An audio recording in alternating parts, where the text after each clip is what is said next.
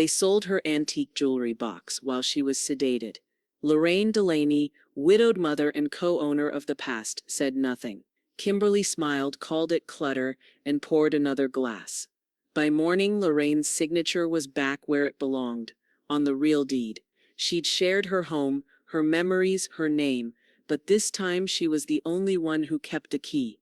Before we begin, may I ask, where in this big, beautiful world are you listening from? It's always a quiet honor to know who's sharing this space. Drop it in the comments and don't forget to subscribe. The hum of the fluorescent ceiling light was the first thing Maggie heard when she opened her eyes.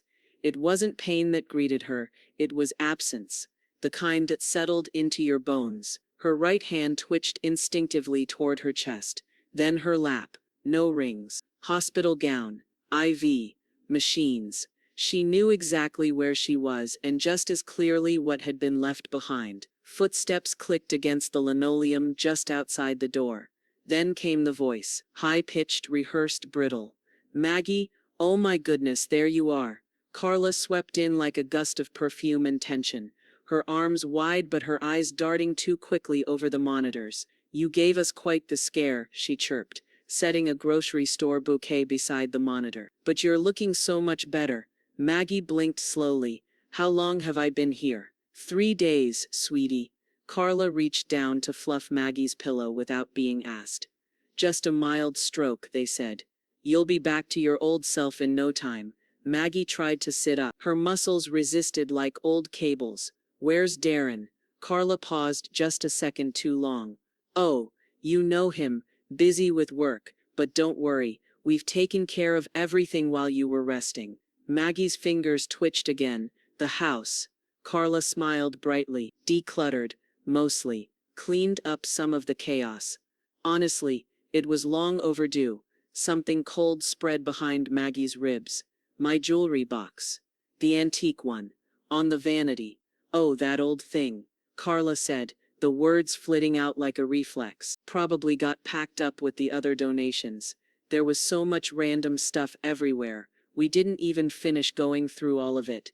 Maggie stared at her. The box hadn't been touched in decades. Gideon had polished the hinges himself, once with a cloth and a magnifier like it was a holy relic. Carla reached for her purse, fishing for lip balm. "Anyway, Darren and I had some movers swing by. Cleared out the guest room. Mostly. Oh, and we finally got rid of that cracked armoire. Honestly, it was falling apart." Maggie turned her head slowly toward the window. Carla's tone dipped, just for a second. "You're not mad, are you?" Before Maggie could answer, a soft knock came at the door. A nurse stepped halfway in with a clipboard. "Miss Langston, just checking vitals. Your son and daughter-in-law were here with movers earlier this week, right?" Carla stiffened. The nurse smiled, oblivious. "We have a record of them signing out your house keys temporarily. Just updating our log." "Thank you," Maggie said quietly. When the door closed again, she turned back to Carla. "Did Lucy come with you?" Carla blinked. "She's around, finishing some job interviews, I think. I told her not to worry." Maggie reached for the hospital phone on the side table with deliberate slowness. Her fingers shook as she dialed. Carla watched, tight-lipped. The line clicked. "Lucy?" Maggie's voice was rough, but steady. "Can you go by the house? Check the vanity in my bedroom. Bottom drawer. Look for the box." Carla folded her arms. "Really, Maggie, if it was important, you should have told us." Maggie raised a hand. Carla stopped mid-sentence. On the other end, Lucy's voice was soft. "I went by already. The vanity's empty. But I found something in the trash out back. Broken drawer. Looked like it was forced open. Silence pulsed like static.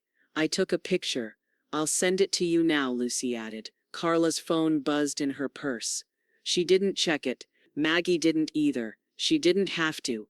Her lips curled faintly, half pain, half memory. "Then we start with the bank," she murmured. Maggie sat upright in the hospital bed, eyes fixed on the framed photograph across the room. It was the kind hospitals always chose. An old oak tree in bloom. Serene. False. Her fingers drummed lightly on the folded blanket across her knees. 1, 2, pause. 1, 2. She didn't speak as the nurse checked her vitals, didn't flinch when the cuff tightened around her arm. Her mind was already across town, back inside the house Gideon had loved too much to let go of, the house she'd kept like a museum, until someone treated it like a garage sale. Her hospital room door cracked open. Lucy stepped in, her presence hesitant but warm, like sunlight through an overcast morning. "I went back," she said quietly, holding out her phone. This was taped under the vanity.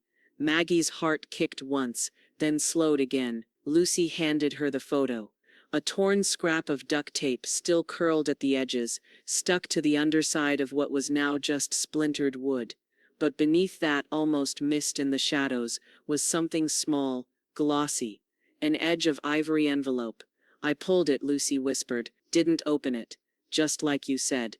From her canvas tote, she produced the envelope, sealed and yellowed with age. Maggie reached out slowly, brushing her thumb over the wax seal. The handwriting was unmistakably Gideon's, sharp and deliberate, a man who believed every letter mattered. Maggie smiled, but only barely. "They never even flipped it over." Lucy nodded. "Craigslist guy came for it. I think." Someone mentioned a moving van, but they didn't check underneath.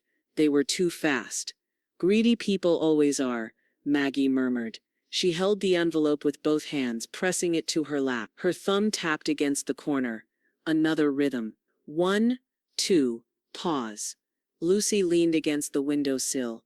"You think they knew how old it was? The box?"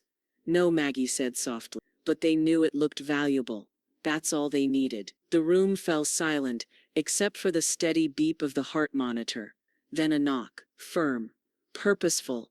A tall, silver-haired woman in a charcoal suit stepped into the room. Her heels clicked across the linoleum with the precision of a gavel. "Naomi Winters," she said, extending a hand to Lucy before turning to Maggie with a knowing nod. "I came as soon as I got your message." Lucy straightened. Maggie's posture shifted subtly, dignity filling her spine like steel. Naomi glanced at the envelope in Maggie's lap. "Is that what I think it is?" Maggie handed it to her without a word. Naomi inspected the seal, her lips pressing into a thin, satisfied line. "Still closed. Perfect. If this contains what I suspect, we're about to make things very difficult for your looters." "They're not looters," Maggie said, tone ice-edged. "They're family." Naomi arched an eyebrow. "Same difference in cases like this." She set her briefcase on the rolling table and snapped it open. The sound sliced the air like a blade. "We'll need to initiate a formal hold on any assets connected to your estate. You'll need to sign a few documents to authorize me fully." Maggie didn't hesitate. "Do it." Naomi slid a clipboard forward, already tabbed. Maggie signed with the calm of someone lighting a fuse. Lucy hovered beside her, glancing at the sealed envelope again. "What's in it?" "A key," Maggie said. "And instructions." "To what?" Maggie's eyes didn't waver. "A safe deposit box. Gideon opened under my name. He never told anyone. Said it wasn't for then, it was for later. And this," Naomi added, lifting the envelope, "makes it legally unambiguous. Anything they've touched since Maggie's hospitalization might be reversible, depending on what's inside." Lucy stared between them. "You think they'll try to cover it up? They don't even know they've already lost," Maggie said. She turned her gaze back to the photo of the tree. For the first time, it didn't seem so serene. Naomi tucked the envelope into a thick folder and snapped her briefcase shut again. "We go to the bank in the morning. Wear something decent, Margaret. You're going to reclaim your name." Maggie didn't smile this time. "I never gave it away." The First Harbor Trust building loomed like an old sentry over Charleston's Battery District. Red brick, thick glass, and silence that settled over its marble lobby like a hush in a church. Maggie walked slowly beside Naomi, the elevator's brass doors reflecting their shapes. One calm and upright, the other weathered but upright all the same. Lucy followed just behind, glancing around as if afraid to breathe too loudly. The elevator doors shut with a low groan. Naomi pressed the button marked B1 vault level and crossed her arms. "Remember," she said without turning, "anything we retrieve today remains in my custody until I've reviewed it fully." If what we expect is inside, it changes everything. Maggie nodded once. Let it. Lucy's voice came soft from the corner. You think he really left all that? Just sitting there all these years? Maggie didn't answer. She didn't need to. The elevator doors parted with a sigh and the vault corridor greeted them. Long, cold, impersonal. A security guard nodded as Naomi flashed her credentials. Box 3117, she said with authority. He led them through a reinforced door and into a small private room lined with heavy drawers. The number plates shimmered in the dim overhead light. When the guard slid open drawer 3117 and placed the box on the central table, Maggie's breath caught, not in fear but in recognition. The safe deposit box was nothing special, dull steel, slight scratches, but Gideon's handwriting was on the tag taped along its side. Just one word, Langston. The key slid in smoothly. Naomi turned it with a practiced flick. The lid gave with a soft metallic pop. Then silence. Maggie leaned forward. Inside was no clutter, no wasted space. Every item had its place, as if Gideon had packed it with the same precision he'd used when restoring their home brick by brick. There was a sealed manila envelope, marked Last Will and Testament, corners crisp despite the years. Beneath that, 2 vintage bearer bonds wrapped in plastic, stamped certificates of authenticity, a set of rolled blueprints tied with crimson ribbon, and in a velvet folder, handwritten ledgers and collector receipts. Maggie reached for one, Gideon's looping penmanship labeled a first edition Melville. She hadn't seen it since '98. Naomi whistled low. Maggie? They had no idea. These aren't just assets. These are legal timestamps. Provenance logs. Maggie's fingers brushed over the pages slowly, reverently. That's the thing about boxes, she said. What matters is inside. She paused on a faded photo, her younger self in the old parlor, Gideon standing behind her, arms folded proudly. The fireplace had just been restored, the same fireplace Carla called a soot trap. Lucy came closer. If you have this, does that mean they're in trouble? Her voice cracked slightly on the last word. Maggie didn't look up. Only if they think they're getting away with it. Naomi was already flipping through the deed copies. These override any transfer Darren signed. Even if Carla played executor, she had no authority. Lucy touched one of the sealed receipts. They sold things they didn't even understand. Worse, Naomi said. They sold things they never even owned. Maggie exhaled slowly, her hand closing the lid halfway. They thought they were cleaning out clutter. They were clearing out a battlefield. Naomi gathered the files methodically into her briefcase. This is more than enough to halt the estate sale and reverse several transactions. Good, Maggie said, voice steady. Lucy hovered by the vault door, still staring at the photo Maggie had tucked back inside the box. Will you press charges? She asked, not as a lawyer's assistant or a granddaughter, just a young woman watching a story break apart from the inside. Maggie stepped into the hallway. I won't need to, she said. They've already lit the match. Lucy sat cross-legged on the sunroom floor, her laptop balanced on a stack of hardcovers too precious to touch the tile. Afternoon light poured through the lidded windows of Maggie's home, cutting sharp angles across the room and the chaos within it. Stacks of unshelved books, empty spots on the walls where frames had once hung, dust trails where things had been moved, too recently, too hastily. Her fingers hovered over the trackpad, then clicked. The email was buried beneath a chain of forwarded messages in Carla's Gmail. Lucy had hacked it with a guest password, Carla's maiden name followed by her wedding year. No symbols, no surprises. The subject line chilled her. Subject: full inventory valuation for upcoming estate sale, Langston residence. Lucy clicked it open. The body was worse. Hi Ken. Attached is the rough list from Maggie's house. Focus on books, art and silverware. I believe most items fall under the family estate umbrella. We're aiming to liquidate before Q3. She gave verbal consent last year. Shouldn't be an issue. Let me know your total appraisal value and if you'd consider early buyers. Carla, verbal consent. Lucy leaned back, her stomach tightening. Carla had timed it. Knew Maggie wouldn't be able to dispute a damn thing from a hospital bed. A ping sounded. New message dated just 2 days ago. Darren Langston appraiser Ken Rutherford, confirming pickup of box sets and antique books. Mom was always sentimental about them, but she gave us the go-ahead. We'll bring more this weekend. Lucy's jaw tensed. She scrolled down to the attachment. Langston estate appraisal list, leather-bound. Faulkner proofs, marked copy. Langston historical volumes, full set. Possible donor value. Her grandfather's collection catalogued like items at a yard sale. She didn't realize Maggie had entered the room until she saw the reflection in the laptop screen. Small, deliberate, composed. "Find something?" Maggie asked. Lucy turned the screen toward her without speaking. Maggie leaned forward slowly, reading each line with quiet focus. "That's Gideon's library," she said after a long pause. "He used to polish the dust jackets, said even books deserved dignity." Lucy's voice was tight. "They're trying to sell it all before you even leave the hospital." "I know." Maggie reached for the wireless mouse and scrolled to the bottom of the page. "They don't understand what any of it meant." Darren said, "You gave verbal consent." Maggie gave a small, bitter laugh. Verbal consent, how convenient. Her hand was already reaching for the landline. She pressed a single speed dial. "Naomi? I need you to issue a cease and desist. Carla's initiated a full estate sale under false pretense. There's a list. Lucy has it."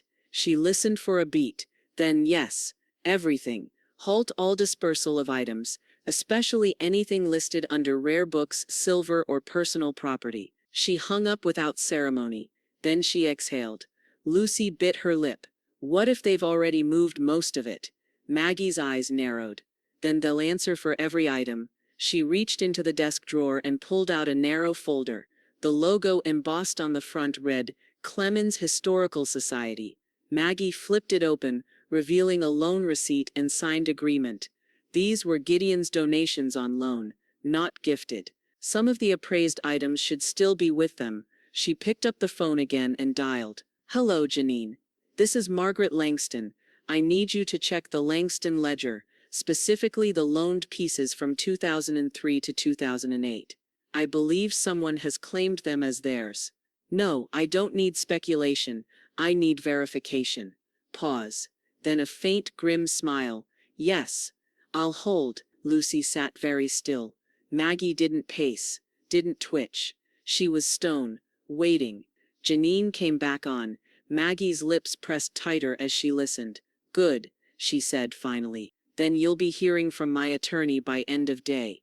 She hung up. "They tried to list items still under institutional protection," Maggie said. "That's not estate sale behavior. That's fraud."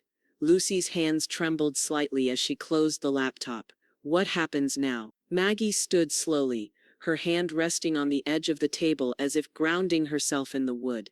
"Now we take inventory. Not of what they stole, but of what they thought had no eyes watching." The envelope felt heavier than it should have. Naomi slid it across Maggie's desk like it contained a verdict. The wax seal was dry and crumbling at the corners, the paper yellowed but still firm.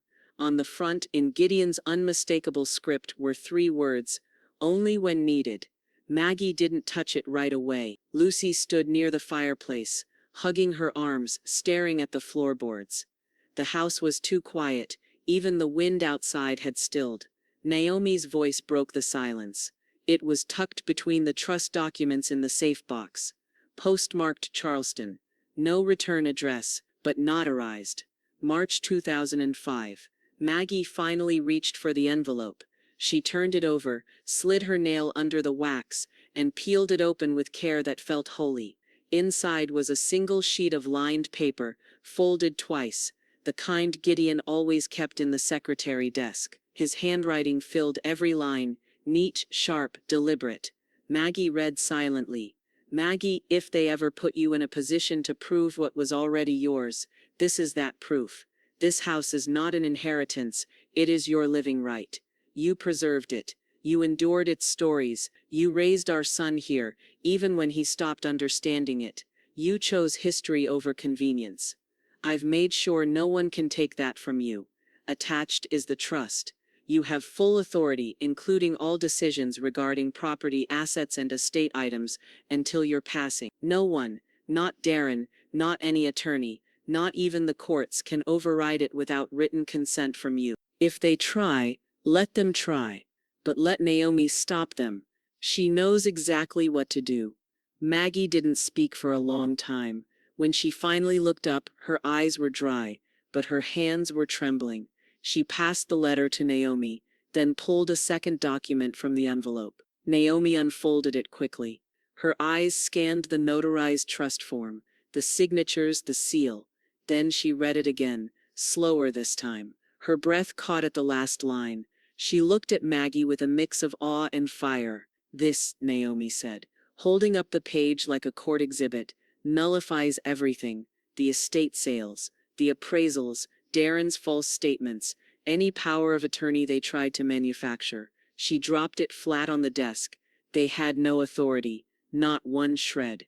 Lucy stepped forward slowly. He really did all that? Naomi nodded. He buried a legal firewall right where only Maggie could access it. And no one, not even me, knew it existed. Lucy reached for the letter, her fingers brushing over Gideon's ink. She read just the first paragraph before her voice cracked.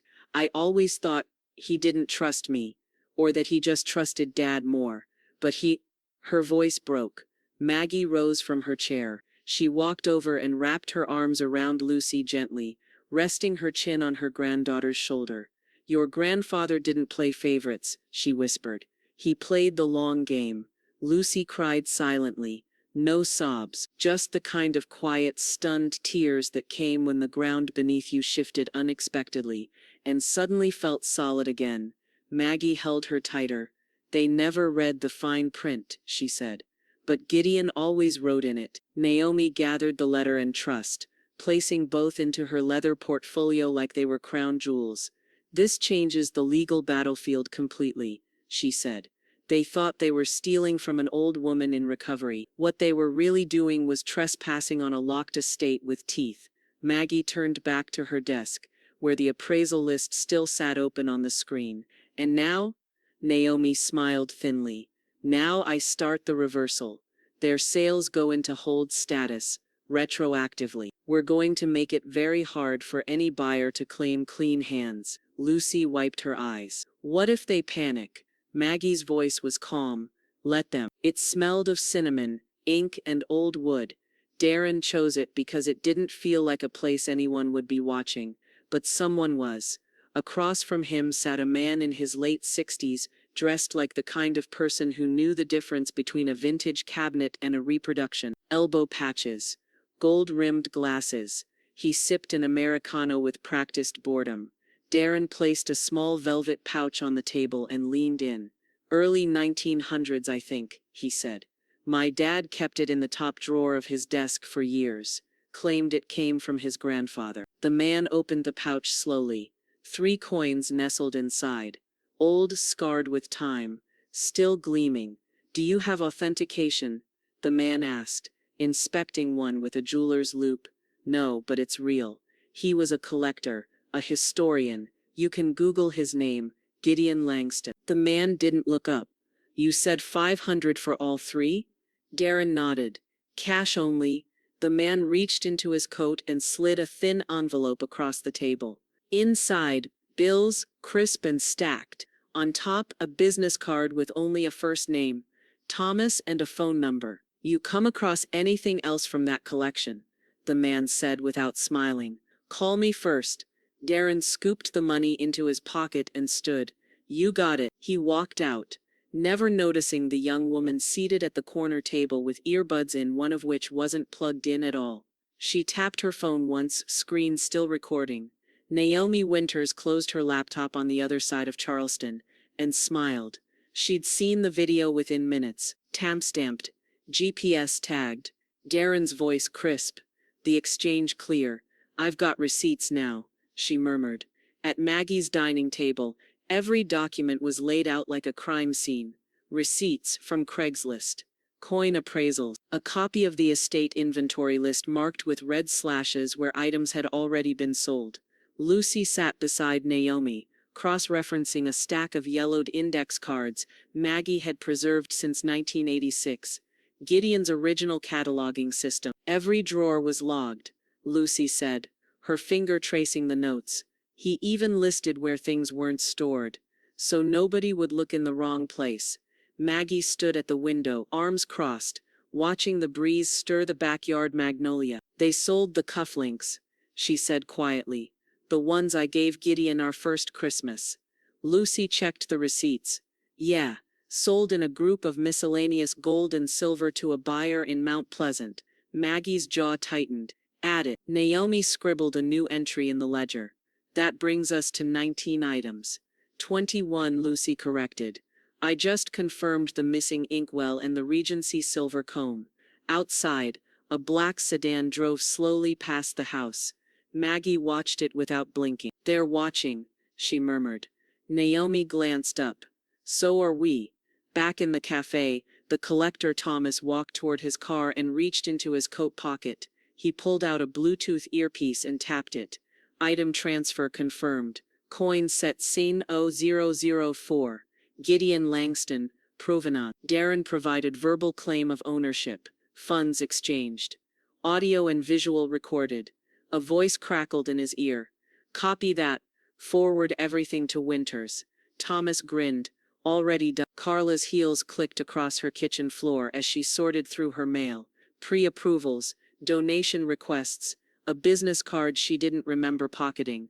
Her eyes narrowed at the name, Thomas W. Antiquities. She looked toward the bedroom, where Darren had been pacing all morning. They're too quiet, she muttered. Darren didn't answer. Back at Maggie's, the sun had dipped low. The war table was nearly full. Lucy closed her laptop. They're going to feel it soon. Maggie didn't look away from the window. No, she said. They're already feeling it. Carla slammed the dishwasher door with more force than necessary, the echo sharp against the tile and glass of her sleek, modern kitchen.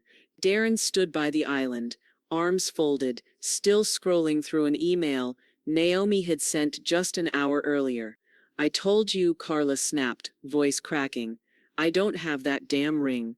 Darren didn't answer. She threw the dish towel onto the counter and turned to him. Why would I keep something so ugly, anyway? It's ancient. She never even wore it. He looked up finally. Because it was worth something. Because it was hers. And because now it's part of a legal file. Carla rolled her eyes.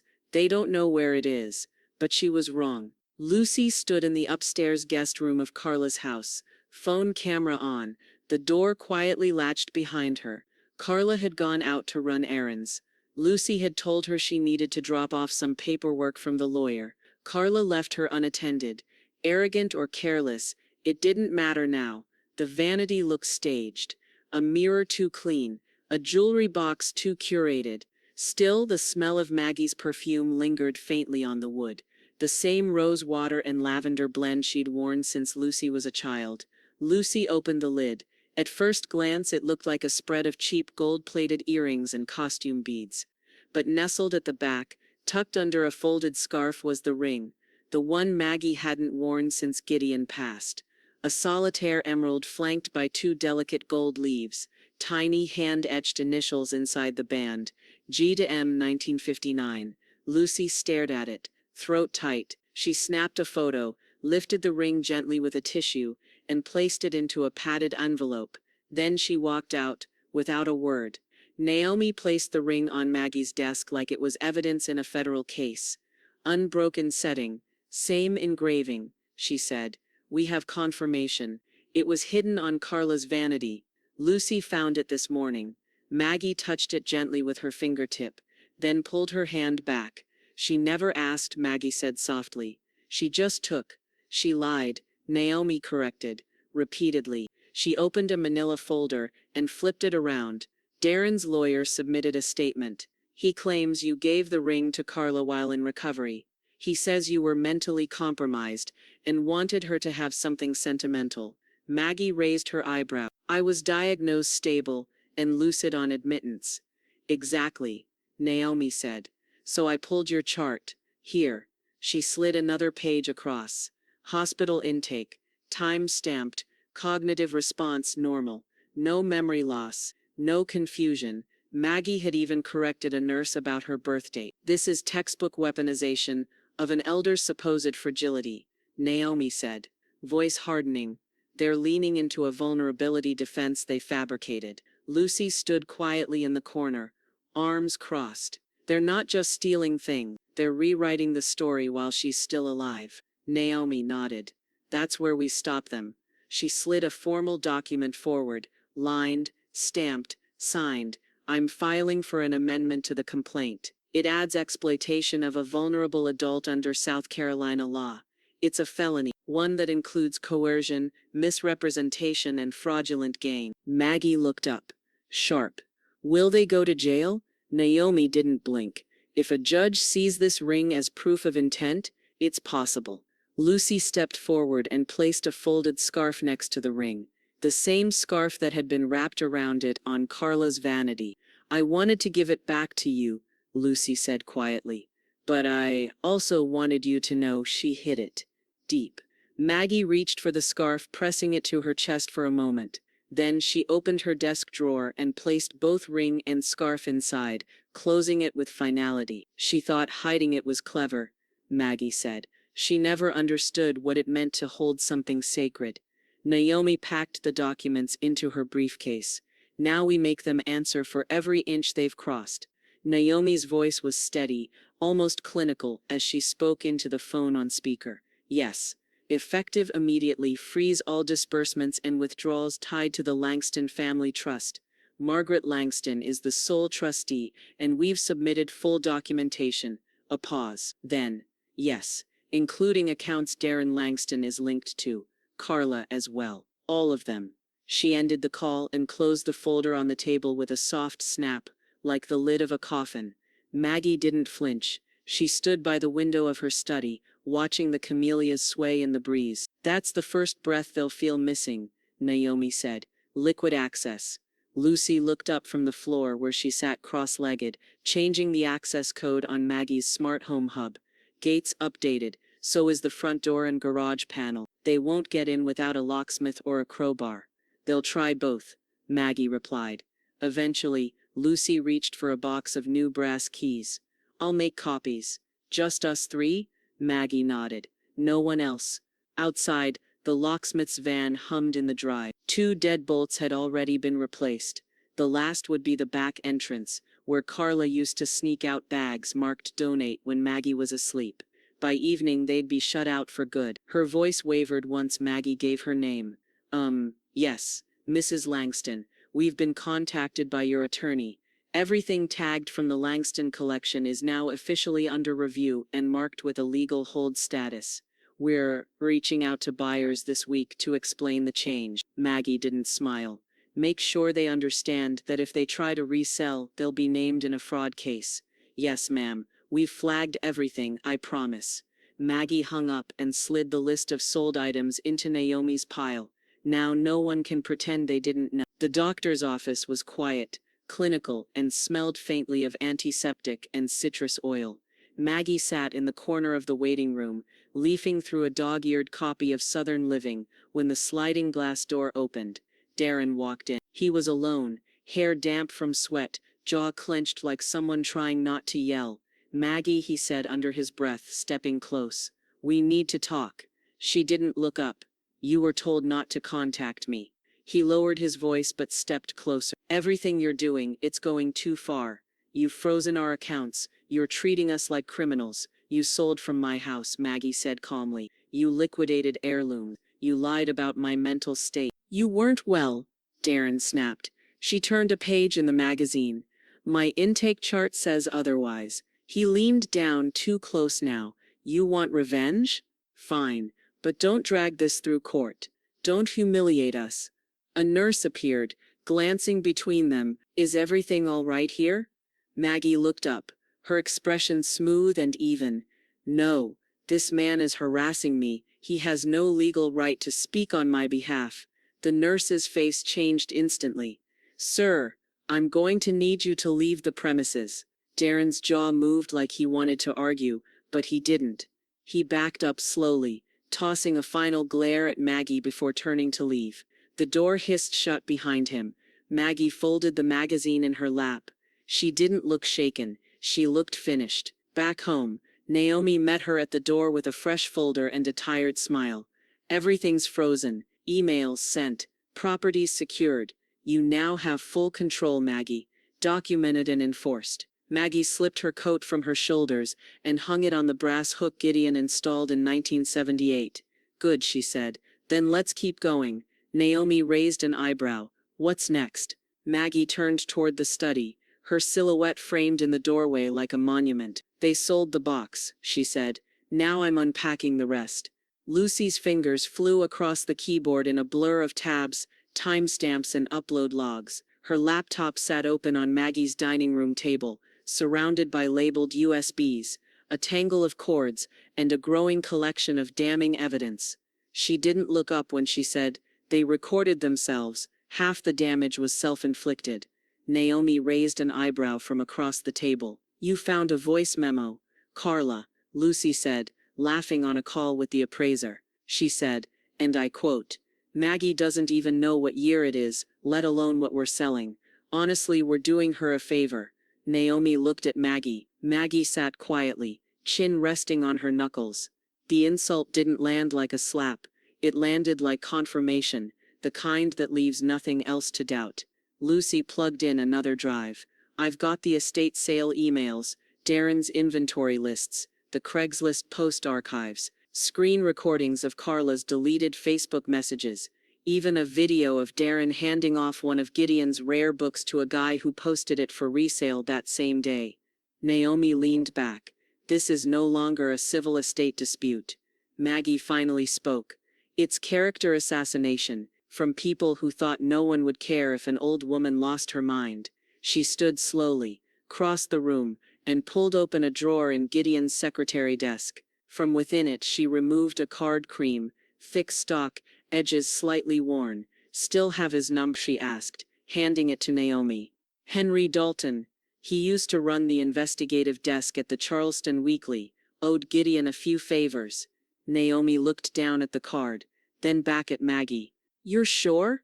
"I'm done hiding this behind law degrees," Maggie said. "Let's make it public." The article dropped 4 days later. "Elder theft hidden in plain sight, how one Charleston family tried to erase a living legacy." It was brutal. Photos of the rare books, screenshots of Carla's appraisals, audio of her voice mocking Maggie's memory, paired with hospital records that showed full cognitive clarity. A clipped video of Darren handing over a coin pouch, dated and tagged. A side-by-side of the museum registry listing Gideon Langston as donor and a Craigslist post trying to resell those same artifacts. By noon, Maggie's phone had begun to ring. By 2 hours, it didn't stop. Old friends, former colleagues, curators, even strangers. Some called to apologize, some to say they never believed Carla anyway, others to offer help, lawyers, archivists, even a judge who remembered Gideon from a symposium in the 80s. And then came the message from the museum. Lucy opened the email first. "They've withdrawn Carla's gala invitation," she said, blinking at the screen. "Said her conduct violates the institution's values and expectations of stewardship." Maggie let out a slow breath. "It was never about the party," she said. "It's about who they tried to become in the vacuum of who they erased." Darren sat silent across from her, the article open on his iPad, jaw clenched. "They didn't write anything that isn't true," he muttered. "She turned the whole city against us."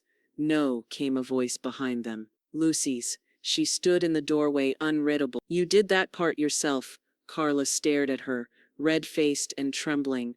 "You're siding with her now?" Lucy didn't blink. "I'm siding with what's true." Carla stepped forward, finger raised.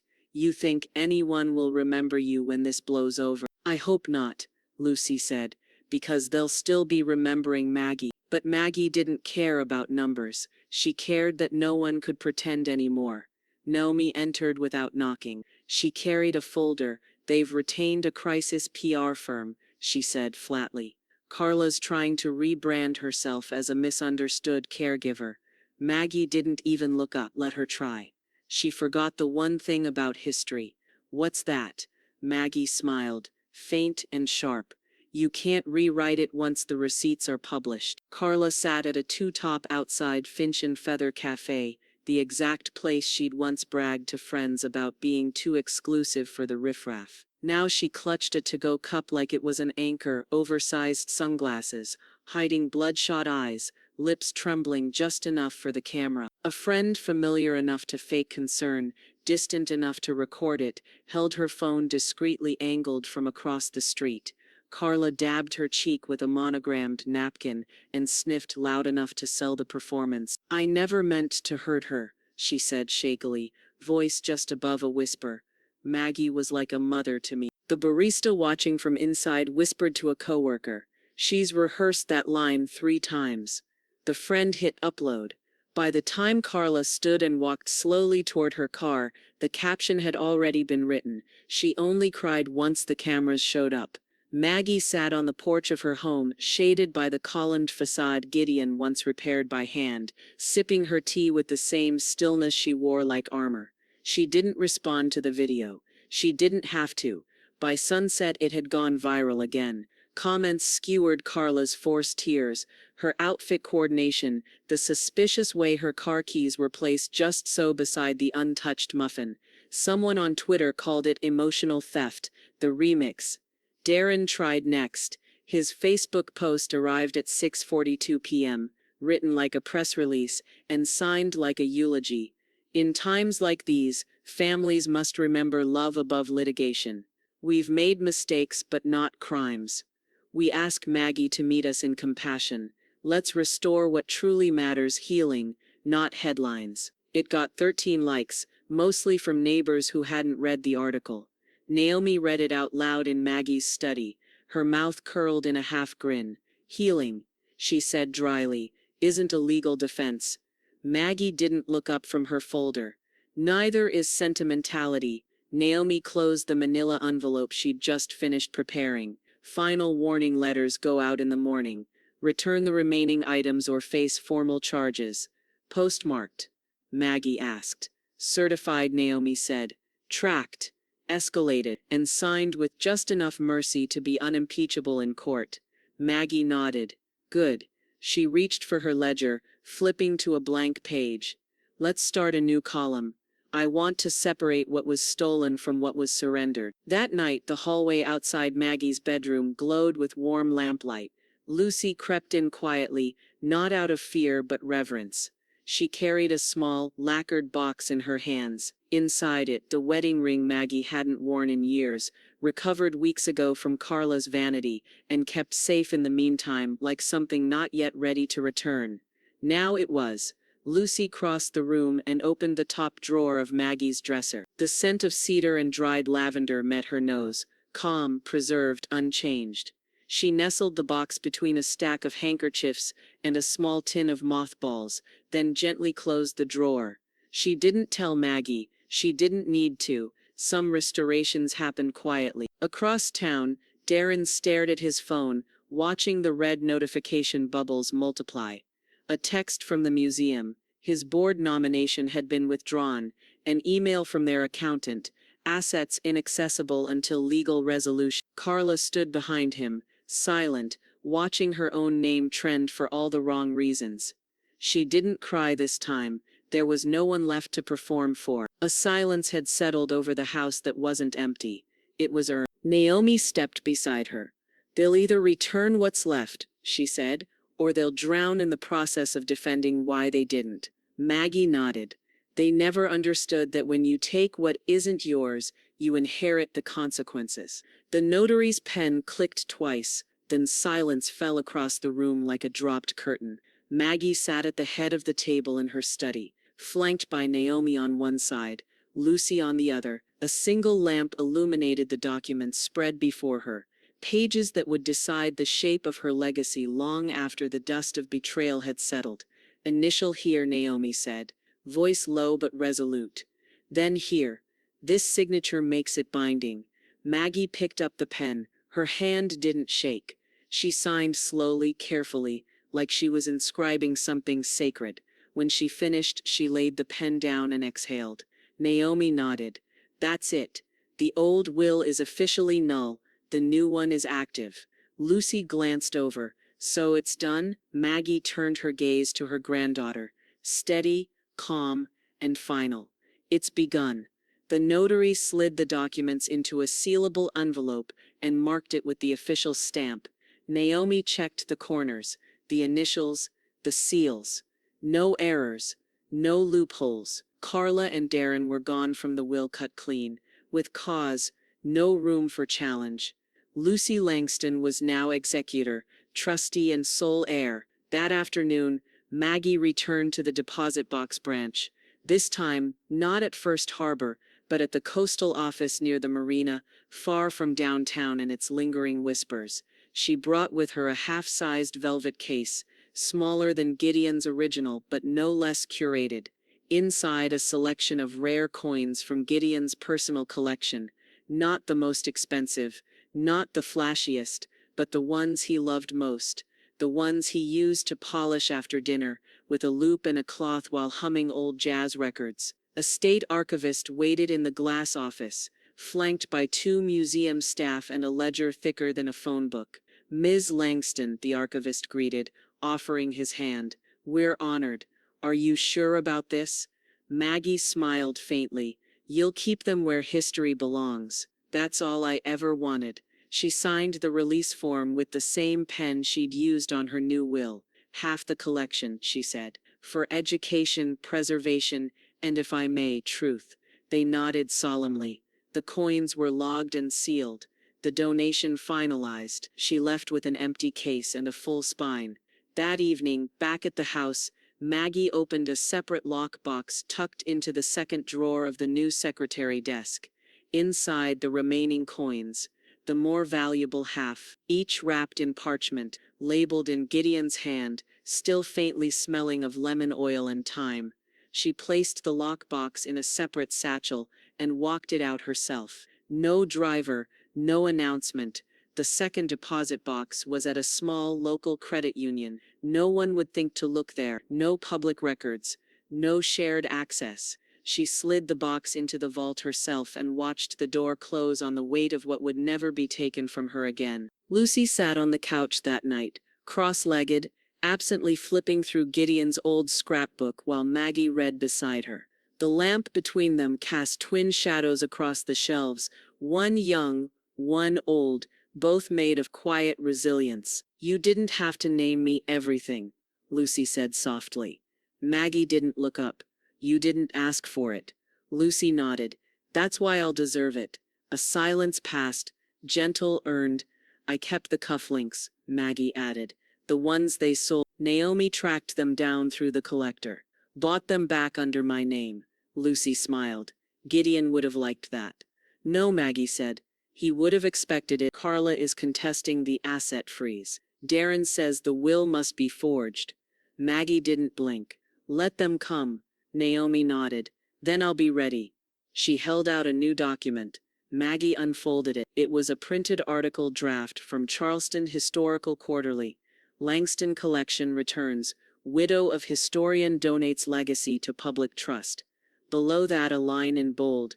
Ms. Langston declined to comment, but her estate attorney confirmed. She has nothing left to prove, only to protect the kind of room where reputations didn't just rise or fall. They echoed. Maggie entered on Naomi's arm, cane in hand, spine straight. She wore navy-tailored, sharp and quiet, not an outfit of mourning, an outfit of defense. Lucy followed 2 steps behind, carrying a thin black folio and an envelope marked Exhibit C. Across the aisle, Darren adjusted his tie for the 3rd time. Carla sat beside him, jaw clenched, dressed in a soft beige cardigan that screamed sympathy, but reeked of strategy. Their lawyer whispered something that didn't stick. The judge entered. All rose, and just like that it began. Exhibit A, original safe deposit box key, submitted with notarized chain of custody documents. Located with witness Lucy Langston, recovered from a sealed envelope belonging to the deceased, Gideon Langston. Click. The judge nodded. Naomi continued. Exhibit B, property schematics of the antique jewelry box that held the key, verified by historical appraiser Kenneth Rutherford, who reviewed the false estate inventory filed by Carla Langston. "Appraiser is here?" the judge asked. Naomi gestured. "He is, along with Mr. Owens from First Harbor Trust and Nurse Renee Keller from Roper St. Francis Hospital." They were sworn in, one by one. Owens confirmed Maggie's exclusive authorization over the box. Rutherford testified that the antique box had been misrepresented and misappraised under Carla's name. Nurse Keller, calm professional and devastating, testified that Maggie had been fully oriented, clear-minded, and cooperative upon admission. "There was no medical evidence of confusion," she stated flatly. Naomi stepped back.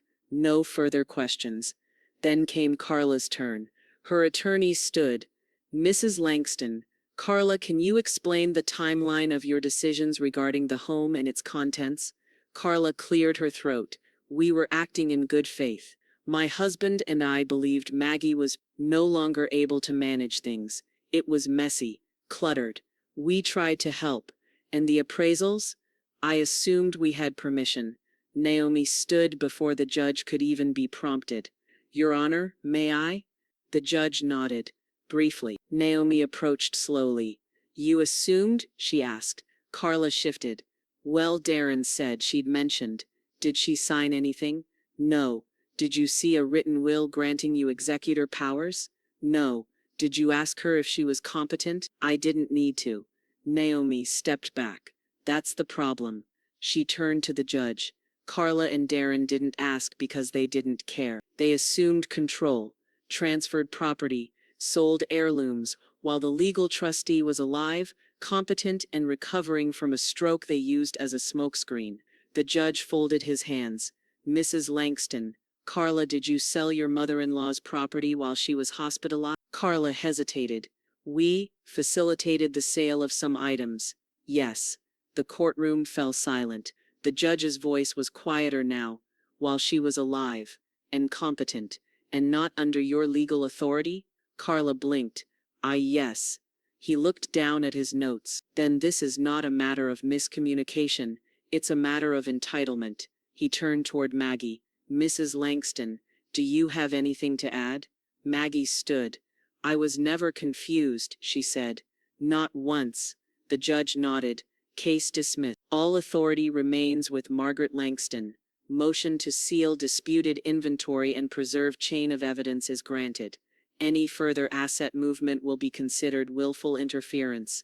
A soft gasp escaped from Carla's side. Darren slumped in his seat like air had been knocked out of him. Maggie didn't flinch.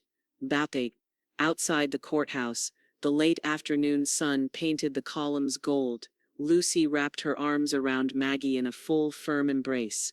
"They forgot you don't lose," she whispered. Maggie leaned into the hug. "Just for a moment." "No," she said. "They just stopped reading before the end." Naomi joined them with a quiet smile. "It's done." Maggie turned to face the press waiting down the steps. She didn't wave. She didn't speak. She just stood still and let them capture a woman who'd been erased, and then rebuilt herself in full. The marble floors of the Charleston Museum reflected the past with brutal honesty. Every step echoed, sharper than memory, heavier than silence. Maggie moved slowly through the east wing, her cane barely tapping the polished stone. Lucy walked beside her, guiding without rushing, her docent badge pinned just above her heart. Naomi followed close behind, expression unreadable but proud. The new exhibit wasn't just an addition, it was a correction. At the far end of the gallery, above the entrance in carved bronze lettering, were the words "Langston Family Preservation and Betrayal." The ampersand was deliberate.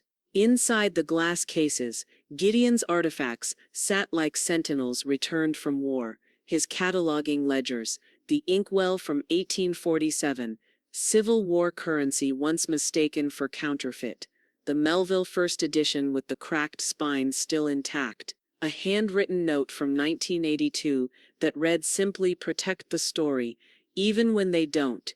Maggie stopped in front of the centerpiece, a restored replica of Gideon's study desk, complete with his leather blotter, his initials burned into the corner. Lucy cleared her throat and stepped slightly ahead.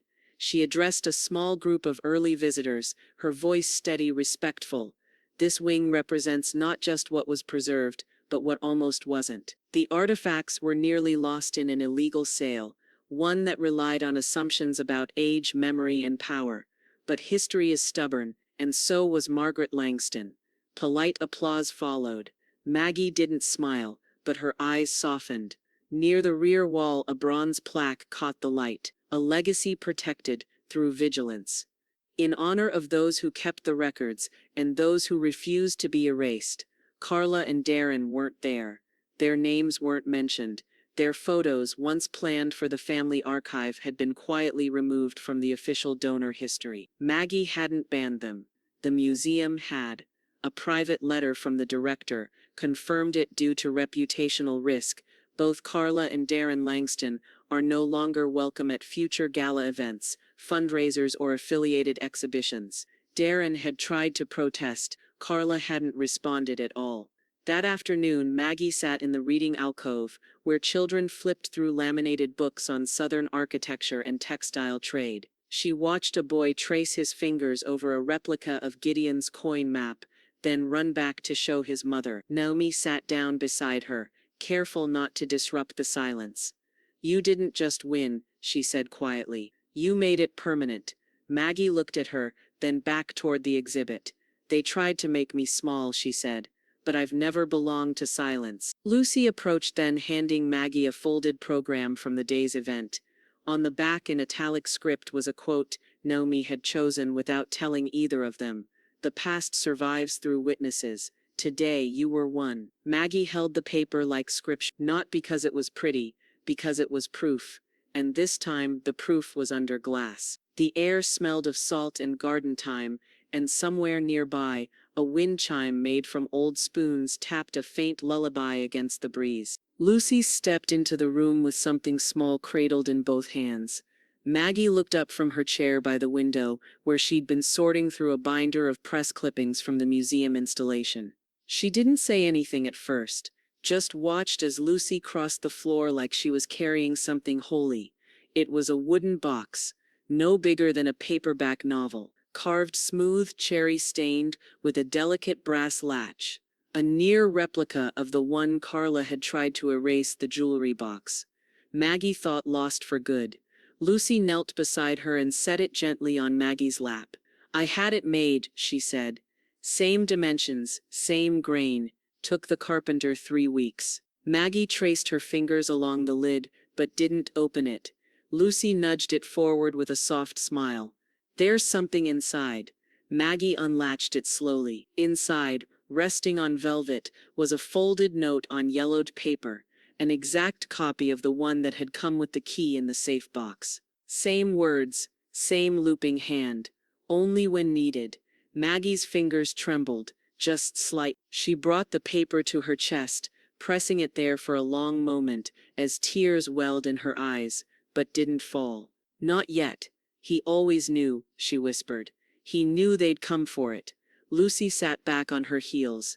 "He didn't just plan for it. He trusted you to finish it." They sat like that for a moment. 2 generations in a room full of history, both holding pieces of a man who'd never lived to see the war he'd anticipated. Later that day, they walked into the garden behind the house, where the soil was warm and loose beneath the magnolia tree that had bloomed every year since Gideon planted it the spring after Lucy was born. Maggie held the small key in one hand. Lucy carried a spade and a copper tag etched with a single date, March 2005. They knelt at the base of the tree. "He kept it hidden because he knew I wouldn't want revenge," Maggie said. "Only resolution." Lucy handed her the tag. "Then this is the final line in the ledger." Together they buried the key, a symbol of all that had been hidden, guarded, protected, and covered it in layers of earth, like closing a final chapter. When they stood, Maggie pressed the copper tag into the soil like a quiet marker.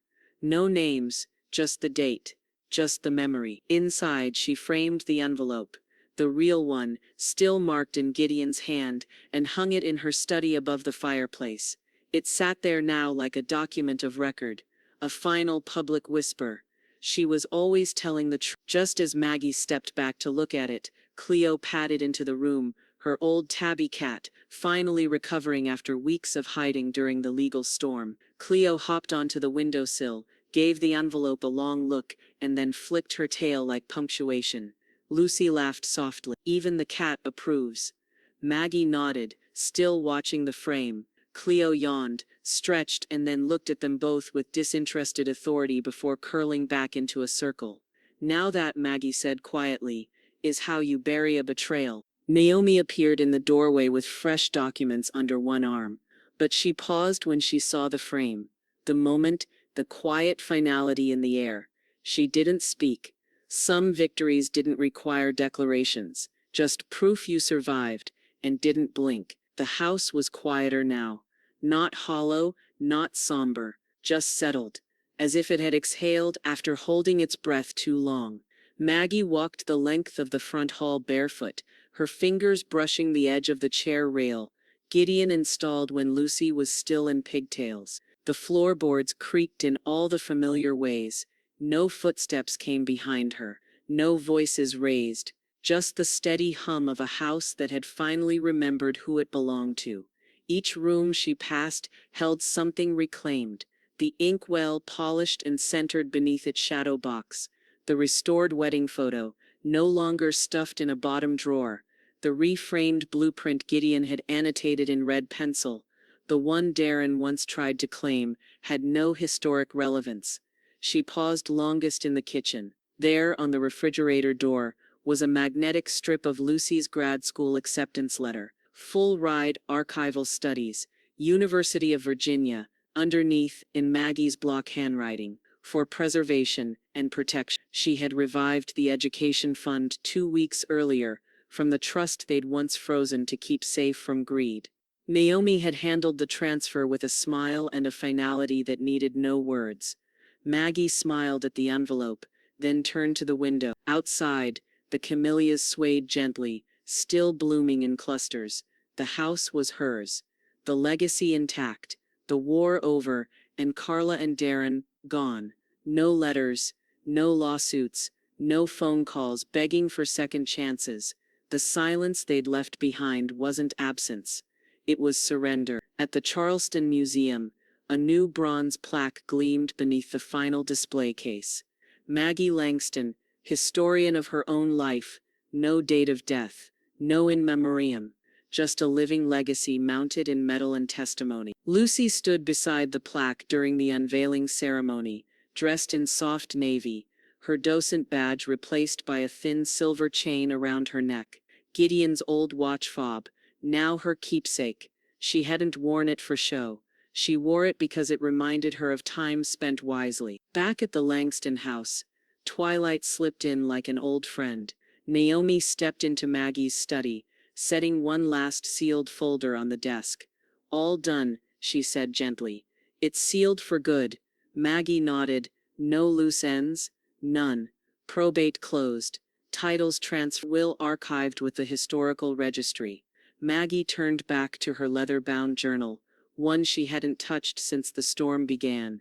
She opened to the final page and wrote in clean, unshaking script, "Trust is built in silence and guarded in safe." She closed the book slowly and stood. No speech, no performance, just clarity. Cleo stirred from her spot by the fireplace and padded beside her like a sentry, tail curled high, eyes half-lidded. In the hallway, Maggie paused by the framed envelope, the one that had started it all. The wax seal still faintly visible, Gideon's handwriting etched into time. She reached up, brushed a speck of dust from the corner and smiled, not with victory, but with peace. They lost the key, she said softly. I held everything that mattered.